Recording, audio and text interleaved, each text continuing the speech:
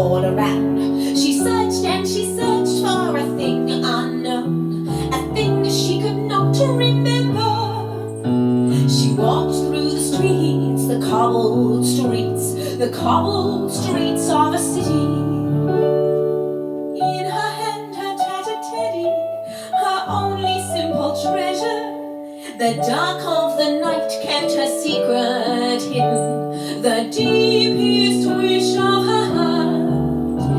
Even she didn't know, even she didn't trust, whether finding it perchance was a thing in the realm of the possible. Hello kids, my name is Pudding the Gnome, and I come from faraway lands. Today we're going to be reading a wonderful story, which is my friend Ted's favourite. It's called The Lonely Bear. And it's just about you, isn't it? No, not really. It's about a big grizzly bear who makes some friends. Eventually. Come on then, let's have a look.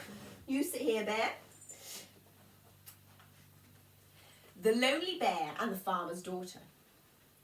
A bear lived in a clearing of a forest in a far northern country. He was big and brown, but he was lonely. Lonely. He had no mates and no cubs, so he sat in the middle of the clearing and cried. A farmer came by with his axe in his hand. He said, "Why are you crying, big bear?" "I'm lonely," said the bear, a big round tear running down his cheek. "I have no mates and no cubs." "I know what," said the farmer. "You can play with my daughter, Louise. She's lonely too. She lost her mother and she has no brothers or sisters." The bear nodded and rolled on his back. He gave a jolly old growl that shook up the trees. Blimey. Some branches fell off. "Good," said the farmer, collecting the branches. "Now I don't have to cut any."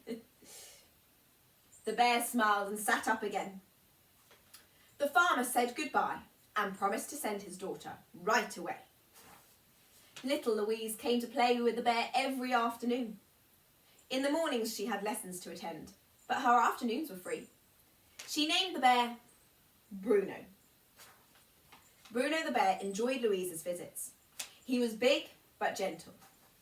He let Louise do lots of things he wouldn't let anybody else do. Louise climbed on his big furry knee. She stroked his face and brushed his hair. She tickled his toes and played with his tail.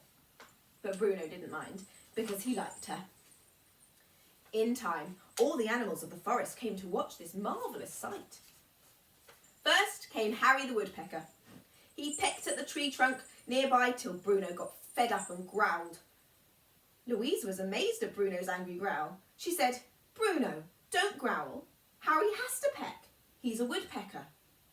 Let him be our friend." Bruno, who liked Louise a lot, growled softly in agreement. He just got used to the sound of woodpecking and grew to like Harry.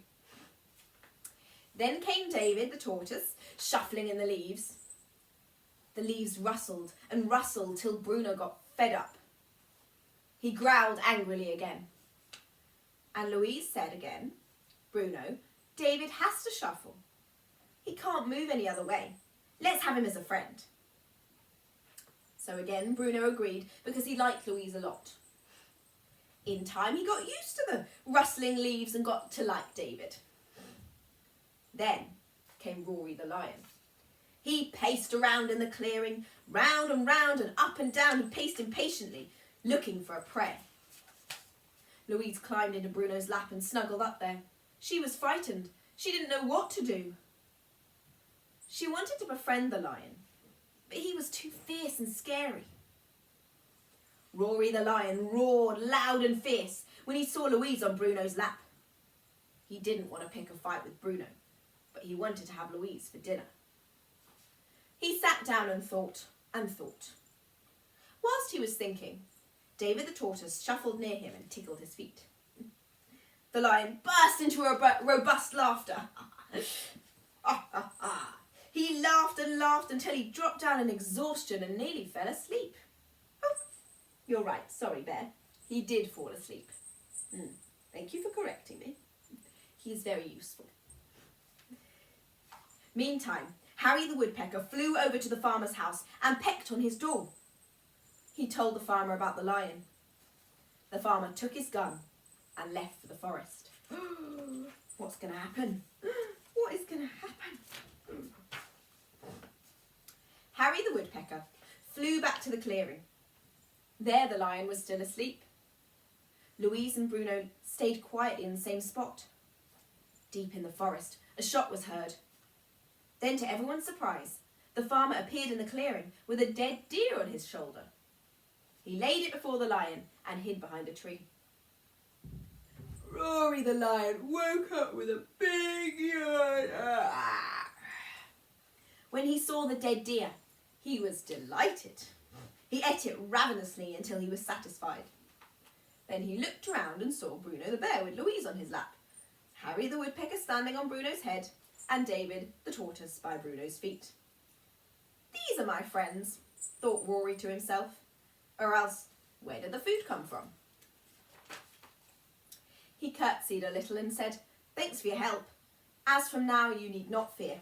I will look after all of you and be your friend, if you will be mine." Bruno the bear growled with joy.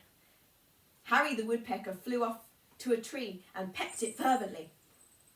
David the tortoise rustled in the leaves and brought his head out of his shell. Louise climbed down from Bruno's lap and said, "Can I stroke your mane?" Rory the lion opened up his jaw to give out a big roar. But then he thought the better of it and said, "Of course you can." He crouched down in the leaves and let Louise stroke his mane.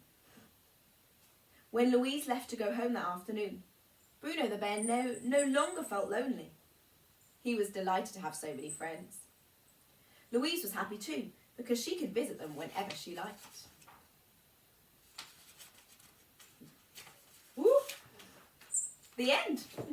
That's the end of that one. Did you like that story, my dear? Good. A bear just like you. But you're not as growly as the big bear. No, he wants you to know that he's not as growly. I know, you're a very friendly bear.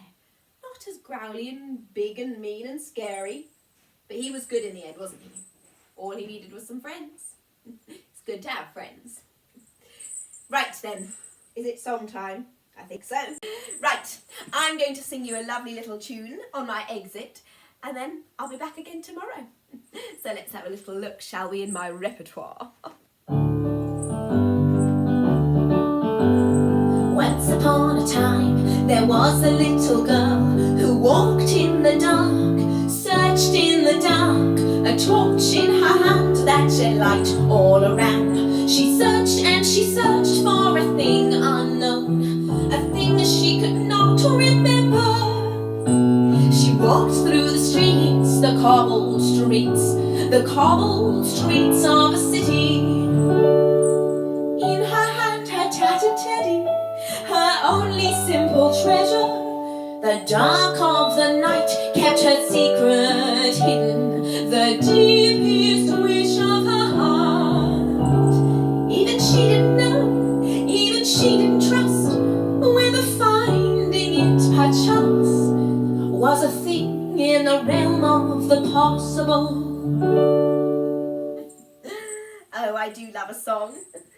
Ted, you didn't get involved that time. I think you was having a sleep, weren't you? Well, we all need to rest sometimes. Oh, I did enjoy our story. I can't wait to read another one next time. And you? Very good.